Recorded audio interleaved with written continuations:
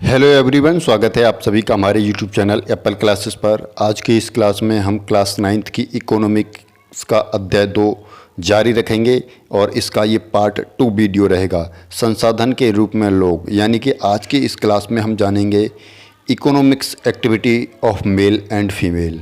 जो आर्थिक क्रियाएँ होती हैं वो मेल और फीमेल की कौन कौन सी होती हैं। तो चलिए शुरू करते हैं। अध्याय 2 है हमारा ये, और इसका भाग 2 है, यानी कि इसमें हम मेल फीमेल की आर्थिक क्रियाओं के बारे में जानेंगे। चलिए, तो हमने पिछली क्लास में शकल और विलास की कहानी के बारे में जाना था, तो देख लेते हैं कुछ निष्कर्ष शकल और विलास की कहानी से जो निकला था। पिछली कक्षा में हमने शकल और विलास की कहानी के बारे में जाना था। हमने देखा था कि शकल स्कूल जाता था, जबकि विलास जो था वो स्कूल नहीं जाता था। शकल जो था वो शारीरिक रूप से हष्टपुष्ट था, स्वास्थ्य था, उसका जो स्वास्थ्य था काफ़ी अच्छा था, उसे बार बार डॉक्टर के पास जाने की कोई आवश्यकता नहीं थी।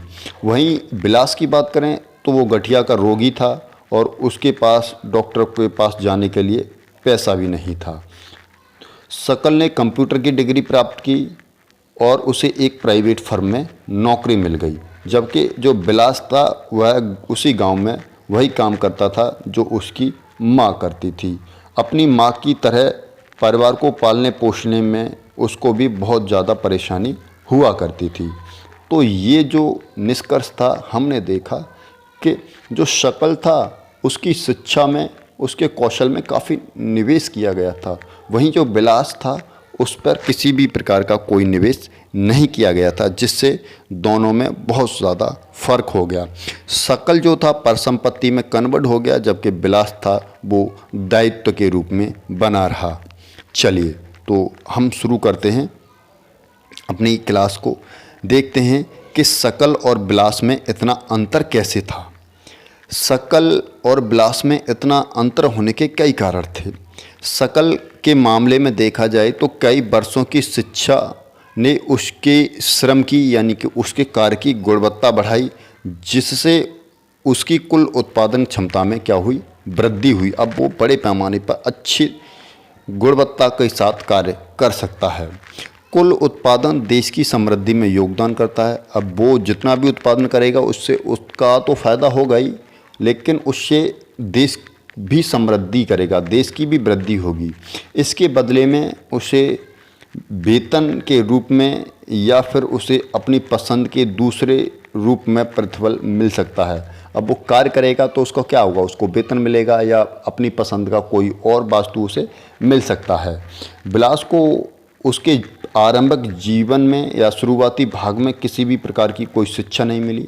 अगर उसे भी शिक्षा मिलती, उसे पर भी शिक्षा में निवेश किया जाता, तो वो भी शकल की तरह दायित्व तो नहीं रहता, शकल की तरह परिसंपत्ति में बदल जाता, दायित्व तो नहीं रहता। इसी तरह से अगर वो उसके स्वास्थ्य पर निवेश किया जाता, जब वो गठिया का बीमार ही बना था, गठिया का रोगी बना था, तब उसको इलाज कराया जाता, तो वो गठिया का रोगी तो ही नहीं रहता, वो सही हो जाता और वो अच्छे से उत्पादन कार्य कर सकता था। वह अपनी माँ की भांति ही मछलियाँ बेचकर अपना जीवन यापन करता, इसीलिए वह अपनी माँ की तरह ही क्या रहा, एक अकुशल श्रमिक का वेतन पाता है, क्योंकि माँ उसकी कोई कुशल श्रमिक तो थी नहीं, उसे कोई ट्रेनिंग तो मिली नहीं। इसी तरह से जो विलास था उसको भी किसी प्रकार की कोई ट्रेनिंग नहीं मिली, जिसके कारण वो भी एक अकुशल का वेतन पाता है। मानव संसाधन यानी शिक्षा और चिकित्सा में निवेश के द्वारा भविष्य में उच्च प्रतिफल प्राप्त किया जा सकता है। लोगों में यह निवेश भूमि पूंजी में निवेश की भांति ही है। जिस तरह से जब हम किसी एक फसल पर खेती करते हैं तो हम क्या करते हैं, उसमें खाद, बीज, कीटनाशक का प्रयोग करते हैं, जिससे कि हमारी फसल काफ़ी अच्छी पैदा हो। इसी तरह से जब तक हम जनसंख्या में निवेश नहीं करेंगे, उनको अच्छे से शिक्षा प्रशिक्षण नहीं देंगे, उनके स्वास्थ्य पर खर्च नहीं करेंगे, निवेश नहीं करेंगे, तब तक हमें उनसे अच्छा प्रतिफल प्राप्त नहीं हो सकता। वो हमारे ऊपर दायित्व बने रहेंगे। अगर हमें उन्हें परिसंपत्ति में कदम करना है तो उनकी शिक्षा, उनकी गुणवत्ता, उनके स्वास्थ्य पर हमें विशेष ध्यान देना होगा, जिसके बाद वो क्या कर सकते हैं, परिसंपत्ति में कन्वर्ट हो सकते हैं। तो यही कारण है विलास और सकल में अंतर होने का, क्योंकि सकल के मामले में उस पर निवेश किया गया था, उसकी शिक्षा पर निवेश किया गया था, जबकि विलास के मामले में ऐसा नहीं हुआ था। चलिए, बच्चों पर निवेश। एक बच्चा भी जिसकी शिक्षा और स्वास्थ्य पर निवेश किया जाता है तो वो क्या हो सकता है, भविष्य में उच्च आय दे सकता है, समाज को बेहद योगदान दे सकता है, और वह योगदान क्या होगा, उसके लिए समाज में एक काफ़ी काम का होगा। यानी उसके योगदान से वो तो खुद लाभान्वित होगा ही होगा, और जो समाज में जो अकुशल लोग हैं, अनट्रेन्ड लोग हैं, वो भी क्या करेंगे, उसके ज्ञान से लाभान्वित होंगे। यह देखा जाता है कि शिक्षित माँ बाप अपने बच्चों की शिक्षा पर अधिक निवेश करते हैं। क्यों? क्योंकि वो शिक्षा के महत्व को जानते हैं, उन्होंने शिक्षा के महत्व को स्वयं अनुभव किया है। साथ ही वो अपने बच्चों के पोषण और स्वच्छता के प्रति भी बहुत ज़्यादा सचेत होते हैं। इसी प्रकार वे अपने बच्चों की स्कूली शिक्षा और अच्छे स्वास्थ्य की आवश्यकताओं का भी ध्यान रखते हैं। वो अपने बच्चों की पढ़ाई पर विशेष ध्यान रखते हैं, अपने बच्चों की स्वास्थ्य पर अच्छे से ध्यान रखते हैं। इस तरह से वो क्या कर लेते हैं, एक अच्छा चक्र बना लेते हैं, जिसके कारण उनके बच्चे अच्छे से पढ़ जाते हैं। अगर इसके विपरीत हम अशिक्षित और स्वच्छता एवं सुविधाओं से वंचित माँ बाप की स्थिति पर गौर करें तो ऐसे माँ बाप एक दुष्चक्र का सर्जन कर लेते हैं, और वे अपने बच्चों को अपनी तरह की सुविधाओं से वंचित रखते हैं। जिसके जैसे वो नहीं पढ़े लिखे तो वो भी नहीं चाहते हमारे बच्चे पढ़ लिख जाएं अच्छे से, लेकिन अब ये धीरे धीरे जो परिकल्पना है बदलती जा रही है। अब सभी अपने बच्चों को अच्छे से पढ़ाते हैं। इसमें लोगों को जागरूकता बहुत बड़ा रोल रखती है, और साथ ही सरकार के द्वारा जो योजनाएं चलाई जा रही हैं वो भी काफ़ी ज़्यादा लाभान्वित हुई, लोगों को मिली, जिससे अब हर कोई अपने बच्चों को पढ़ाता है। चलिए और देख लेते हैं एक राज्य जो जापान को धनी बनाता है। क्या राज्य है जो जापान को धनी बनाता है? जापान जैसे देश में मानव संसाधन पर निवेश किया गया। जापान बहुत ही छोटा देश है, लेकिन वो विकसित देश है। उसके पास कोई प्राकृतिक संसाधन नहीं है, फिर भी वो विकसित देश है, धनी देश है। ऐसा कैसे हो गया? ऐसा इसीलिए हो गया क्योंकि उसने अपने यहाँ के लोगों में निवेश किया, उनकी शिक्षा, उनकी गुणवत्ता पर बड़े पैमाने पर निवेश किया, उनको स्वास्थ्य अच्छा दिया, खान पीन अच्छा दिया, जिससे लोगों में क्या हो गया, नए नए कौशल डेवलप हो, नई नई तकनीक आई, और उन्होंने अपने देश को विकसित देश और धनी देश बना दिया।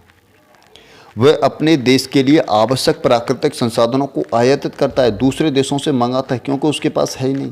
तो वह कैसे धनी और विकसित बन गया? उन्होंने लोगों में विशेष रूप से शिक्षा में और स्वास्थ्य में निवेश किया। क्या? उन्होंने लोगों के स्वास्थ्य और शिक्षा में निवेश किया।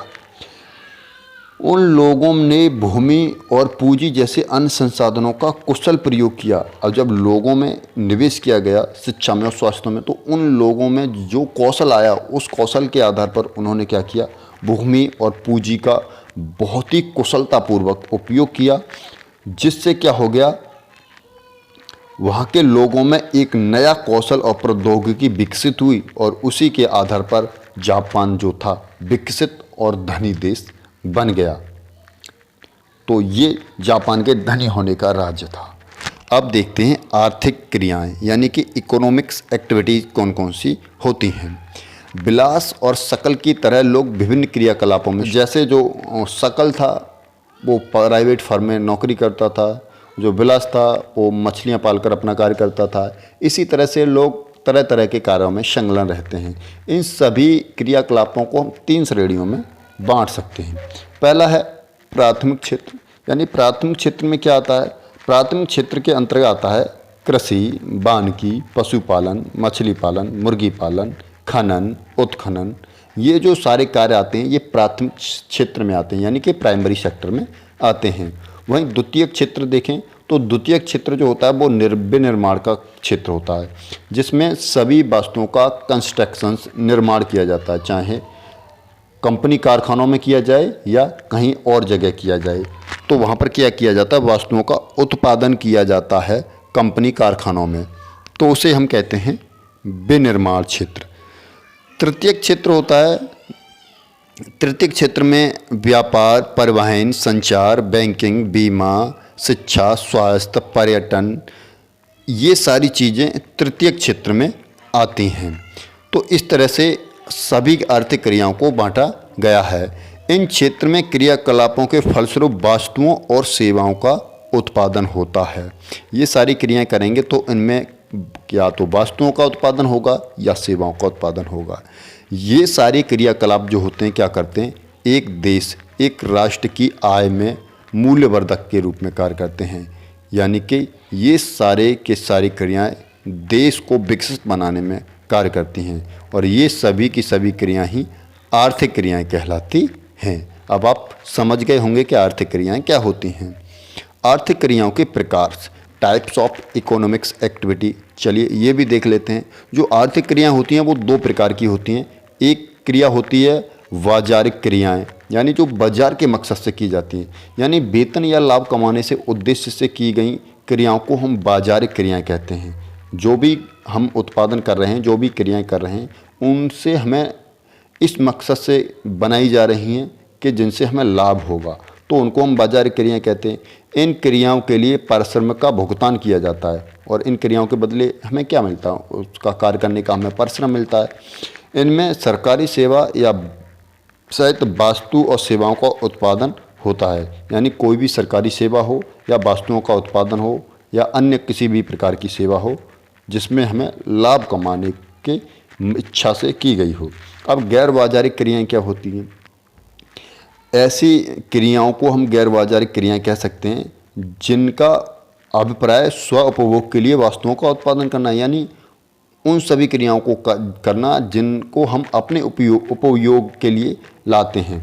इसमें प्राथमिक उत्पादकों का उपयोग, प्रसंस्करण और अचल संपत्तियों का स्वलेखा उत्पादन होता है। तो ऐसी क्रियाओं को हम क्या कहते हैं, गैर व्यावहारिक क्रियाएं कहते हैं। जैसे घर बनाना, अगर हम अपने लिए घर बना रहे हैं तो वो गैर व्यावहारिक क्रिया हैं, और बड़े बड़े कंस्ट्रक्शन कर रहे हैं और बेचने के लिए कर रहे हैं तो वो क्या है, एक प्रकार से व्यावहारिक क्रिया होती है। तो अब देख लेते हैं पुरुषों और महिलाओं के आर्थिक क्रियाकलाप कौन कौन से होते हैं। ऐतिहासिक और सांस्कृतिक कारणों से परिवार में महिलाओं और पुरुषों के बीच श्रम का विभाजन होता है। हम देखते हैं ऐतिहासिक कारण से, सांस्कृतिक कारणों से ये होता है कि जो परिवार में कुछ कार्य होते हैं वो बटे से होते हैं। कुछ कार्यों को महिलाएं करती हैं, कुछ कार्यों को पुरुष करते हैं। आमतौर पर जो महिलाएं होती हैं वो घर के सारे कामकाजों को देखती हैं। पुरुष जो होते हैं ऑफिस, खेतों में कार्य करते हैं, ऑफिसों का कार्य करते हैं, खेतों में कार्य करते हैं, कंपनी कारखानों में कार्य करते हैं। तो ये इस तरह से एक आमतौर पर काम डिवाइडेड होता है। शकल की जो माँ थी वो खाना पकाती थी, बर्तन साफ करती थी, कपड़े धोती थी, सफाई करती थी और अपने बच्चों की देखभाल करती थी। और वहीं उसके पिता जो थे बूटा चौधरी, वो खेतों में काम करते थे और उपज को क्या करते थे, बाजार में बेचते थे और परिवार के लिए धन कमाते थे। इस तरह से आर्थिक क्रियाएं करते थे। अब शीला के परिवार में पालन पोषण के लिए जो सेवाएं प्रदान की, जो शीला थी शकल की माँ, जो पालन पोषण कर रही है, घर में इतना सारा कार्य कर रही है, जो सेवाएं प्रदान कर रही है, उसके लिए उसको किसी भी प्रकार का कोई भुगतान नहीं दिया जाता। बूटा धन कमाते हैं, जो बूटा चौधरी थे वो धन कमाते हैं जिससे परिवार का पालन पोषण होता है। तो परिवार के लिए दी गई सेवाओं के बदले महिलाओं को किसी भी प्रकार का भुगतान नहीं किया जाता। जब भुगतान नहीं किया जाता है तो उनकी सेवाओं को राष्ट्रीय आय में नहीं जोड़ा जाता। उनकी सेवाओं को राष्ट्रीय आय में नहीं जोड़ा जाता क्योंकि उनको किसी भी प्रकार का कोई भुगतान नहीं मिलता। वहीं हम अब अगर बिलास की माँ के बारे में देखें तो क्या था, बिलास की जो माँ थी गीता, वो मछलियाँ बेचती थी और मछलियाँ बेचकर क्या करती थी, पैसे को कमाती थी। इस तरह की महिलाओं को उनकी सेवा के लिए भुगतान किया जाता है, यानी कि उसको जो कार्य करती थी, मछलियाँ बेचती थी तो उसका क्या मिलता था, परिश्रम मिलता था। जब वे श्रम बाजार में प्रवेश करती हैं तो उनके पुरुष सहयोगी की तरह उनकी आय, उनकी शिक्षा और कौशल भी निर्धारित की जाती है। जब महिलाएं भी क्या करती हैं, श्रम बाजार में, यानी जो काम करने का बाजार है उसमें अगर वो प्रवेश करती हैं, बढ़ती हैं, तो उन्हें भी अपने पुरुषों सहयोगियों की तरह उनकी आय, शिक्षा और कौशल के आधार पर निर्धारित की जाती है। यानी उनको कितना परिश्रम मिलेगा वो उनकी शिक्षा, उनकी गुणवत्ता पर निर्भर करता है। शिक्षा व्यक्ति में उपलब्ध आर्थिक अवसरों को बेहतर उपयोग में सहायता करती है। शिक्षा जो होती है मानव के अंदर कितने अवसर हैं, उनका उपयोग किस तरह से कर सकता है, उसमें सहायता करती है। शिक्षा और कौशल बाजार में व्यक्ति के आय निर्धारित करने के प्रमुख स्रोत होते हैं। उस व्यक्ति की आमदनी कितनी होगी, उसकी वैल्यू कितनी है, तो वो क्या कर सकता है, शिक्षा और कौशल के आधार पर ये निर्धारित किया जा सकता है। अधिकांश महिलाओं के पास बहुत कम शिक्षा होती है और निम्न स्तर का कौशल होता है, जिसके कारण उन्हें पुरुषों की अपेक्षा कम वेतन मिलता है, क्योंकि महिलाओं को ज़्यादातर जो होती हैं उनको अनट्रेंड होती हैं, उनकी जो शिक्षा है काफ़ी लो होती है, जिसके कारण पुरुषों की अपेक्षा वो कम वेतन पाती हैं।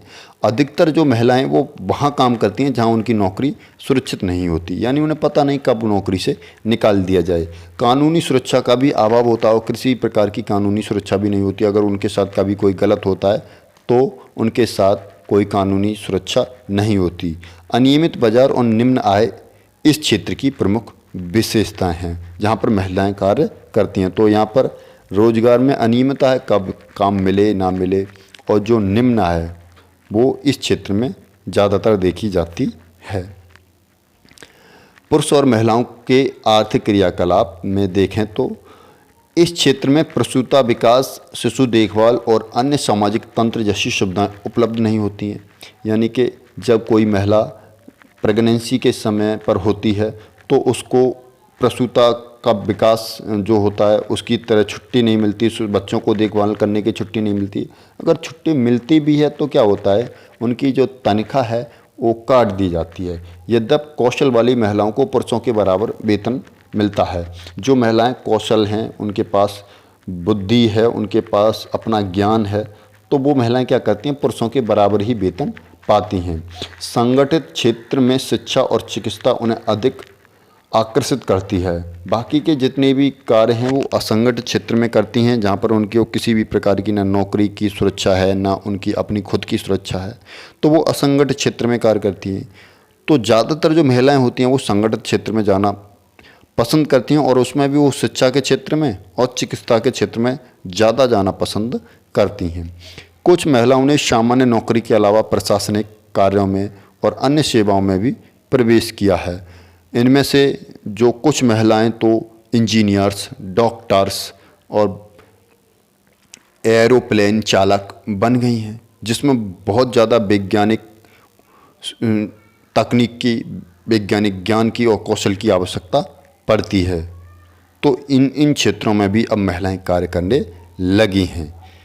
तो आई होप अब आप समझ गए होंगे मेल और फीमेल की जो इकोनॉमिक्स एक्टिविटीज़ थी वो कौन कौन सी थी। सो अगर आपको ये हमारी क्लास अच्छी लगी है तो आप हमारे चैनल को सब्सक्राइब कर सकते हैं, नोटिफिकेशन को ऑन कर सकते हैं, जिससे कि हमारे आने वाली वीडियो की हर नोटिफिकेशन आपको मिल सके। सो थैंक यू, धन्यवाद।